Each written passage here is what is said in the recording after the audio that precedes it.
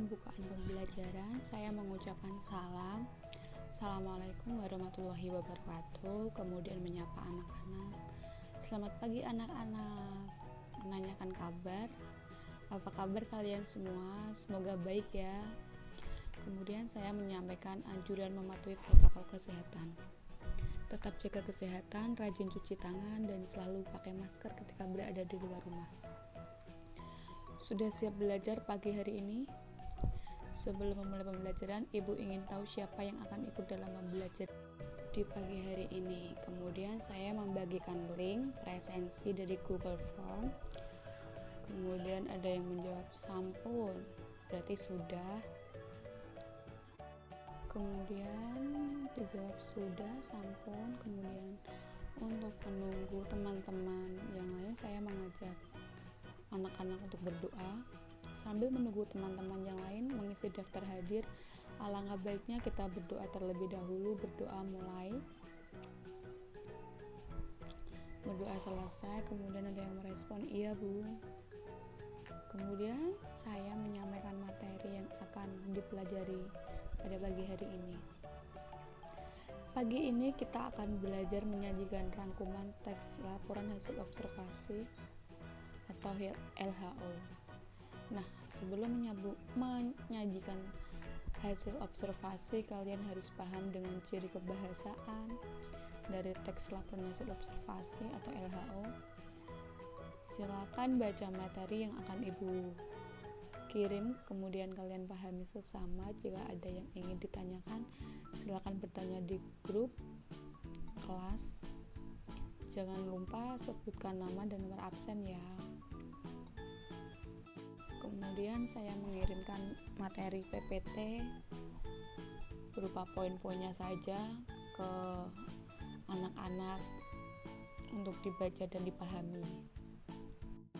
Kemudian saya memberikan arahan. Materi yang Ibu kirim hanya poin pentingnya saja. Penjelasannya ada di LKS halaman 70-76. Silakan dibaca dan dipahami. Nanti jika ada yang kurang paham, langsung ditanyakan di grup WA ya. Karena saya membuat PPT-nya hanya berupa poin-poinnya saja, karena penjelasannya cukup banyak. Penjelasannya bisa dilihat di lembar kerja siswa di LKS halaman 70-76. Di LKS sudah dijelaskan dengan sangat jelas, disertakan juga dengan contoh-contohnya. Dan di PPT hanya berupa poin-poinnya saja dan penjelasan secara ringkas. Contohnya pun juga sedikit, tidak sebanyak yang di LKS. Dan isi PPT-nya itu menyajikan rangkuman teks laporan hasil observasi. Ciri bahasa dari teks laporan hasil observasi itu ada 8 ciri bahasa.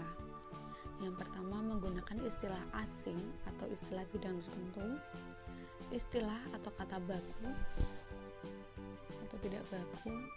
Kemudian yang ketiga ada kepaduan paragraf. Keempat, menyunting kalimat yang mengungkapkan klasifikasi. 5, menyunting kalimat yang merupakan kalimat boros. Keenam, ada prinsip penggunaan kata, kalimat, tanda baca, dan ejaan. Kemudian yang ketujuh ada penggunaan imbuhan asing dalam teks LHO. Ada juga yang terakhir adalah kalimat efektif. Yang pertama, menggunakan istilah bidang tertentu, istilah bidang ilmu tertentu. Istilah merupakan kata atau gabungan kata dengan cermat mengungkapkan makna, konsep, proses, keadaan, atau sifat yang khas dalam bidang tertentu. Contohnya, abiotik, embrio, 4 sehat 5 sempurna, erosi, habitat, dan lain-lain. Yang kedua, istilah atau kata baku dan tidak baku. Kata tidak baku itu disebabkan oleh penulisan yang tidak sesuai dengan kaidah penyerapan atau tidak sesuai dengan KBBI. Misalnya, bakunya analisis, tidak bakunya analisa, melihat, yang tidak bakunya melihat, kemudian ambilkan, yang tidak baku ambilin. Kemudian yang ketiga ada kepaduan paragraf. Isi dari paragraf pertama dan kedua itu harus saling berkaitan. Begitu juga dengan isi paragraf kedua dan ketiga sampai seterusnya juga harus berkaitan. Contohnya ada di LKS. Kemudian yang keempat, menyunting kalimat yang mengungkapkan klasifikasi.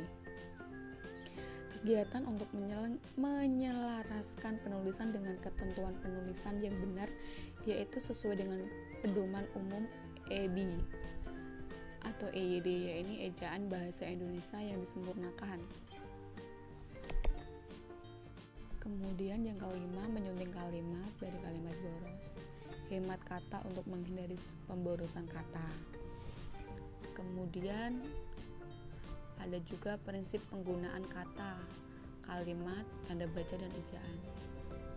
Misalnya dalam penggunaan huruf kapital, tanda koma, tanda titik pada teks laporan hasil observasi kalian. Kemudian yang ketujuh ada penggunaan imbuhan asing dalam teks LHO. Misalnya penggunaan akhiran dan awalan. Misal kata ambil mendapat akhiran an, jadi ambilkan. Kemudian ada kata makan mendapat akhiran berarti menjadi memakan. Kemudian ada kalimat efektif. Kalimat efektif adalah kalimat yang menggunakan kaidah atau struktur bahasa Indonesia dan pilihan kata baku. Jadi kalimat efektif ini merupakan gabungan dari pemilihan kata yang baku dan tidak baku.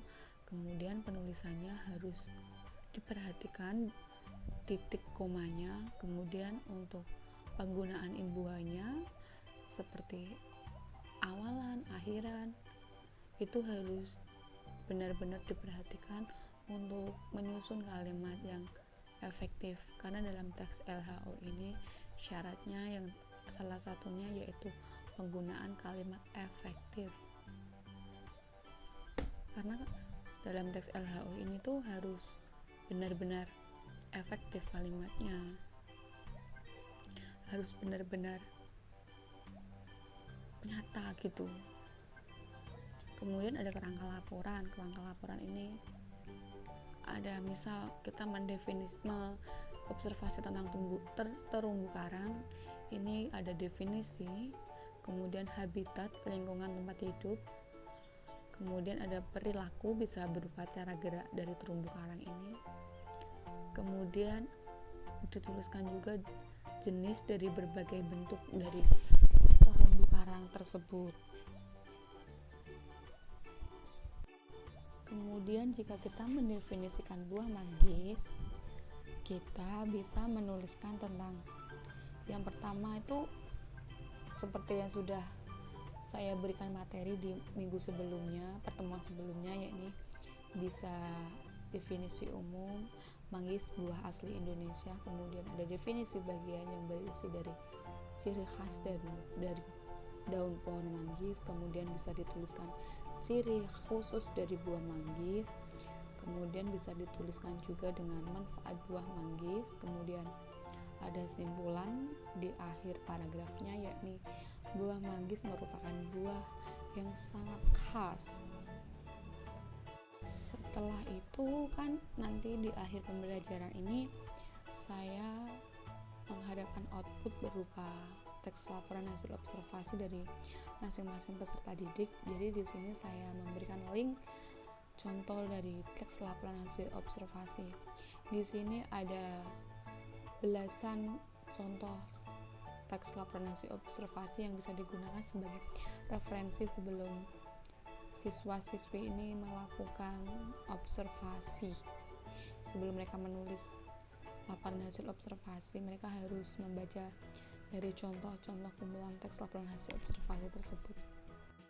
Kemudian saya memberi arahan materi yang Ibu kirim hanya poin pentingnya saja.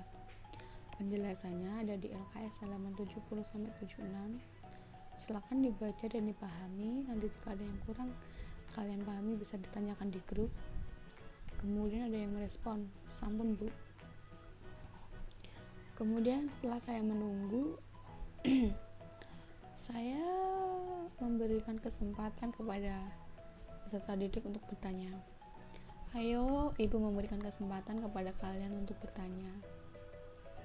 Kemudian setelah saya tunggu, tidak ada yang bertanya. Kemudian saya mengambil alih dong. Karena tidak ada yang bertanya, ibu akan memberi pertanyaan kepada kalian. Untuk memastikan anak-anak benar-benar menyimak dari materi yang sudah saya beri, saya akan memberikan beberapa pertanyaan. Pertanyaannya yaitu salah satu ciri kebahasaan dari tes LHO atau laporan hasil observasi, yakni menggunakan istilah bidang tertentu. Coba kalian berikan 3 contoh istilah di bidang kesehatan. Silakan dijawab, kemudian jangan lupa tulis nama dan nomor absen. Saya memberikan rangsangan, memberikan contoh. Misal kalau masa pandemi kan banyak istilah ya. Untuk memudahkan peserta didik memahami apa yang saya tanyakan. Kemudian ada Sofi Waladun Jana, nomor absen 25, memberikan contoh. Infeksi yang artinya ketularan penyakit, ada juga contoh kalimatnya. Luka di kaki Rina mulai infeksi. Kemudian yang kedua ada radang atau artinya sakitnya. Dalam sakitnya tenggorokan yang disebabkan oleh makanan. Kemudian ada kalimatnya, ada contoh kalimatnya yakni Reno sering sakit tenggorokan. Contoh yang ketiga ada demam. Demam ini artinya suhu badan lebih tinggi dari biasanya. Ini contoh kalimatnya, Lydia sedang sakit demam. Kemudian karena Sofi ini menjawab pertanyaan saya yang pertama, ini benar-benar gercep, jadi saya mengapresiasi. Ya benar sekali Sofi, ayo mana yang lain? Saya menunggu jawaban dari peserta didik yang lain. Kemudian ada Kenita Wayutri Asih, nomor absen 14, memberikan contoh leukemia. Leukemia yakni penyakit kanker dari darah putih. Contoh, Rani terkena penyakit leukemia. Yang kedua ada opnam, proses perawatan medis oleh tenaga kesehatan profesional. Contoh kalimatnya, dia menderita radang usus sehingga harus diopnam. Kemudian yang ketiga ada diagnosa. Diagnosa ini menentukan jenis penyakit dengan cara meneliti atau memeriksa gejala. Contoh kalimatnya, Desi didiagnosa menderita anemia. Kemudian Putri ini menjawab pertanyaan dari saya, jawabannya sama persis dengan jawaban Kenita. Mungkin ini di copy paste atau sumbernya sama, saya juga tidak mengerti. Kemudian Putri ini saya tegur,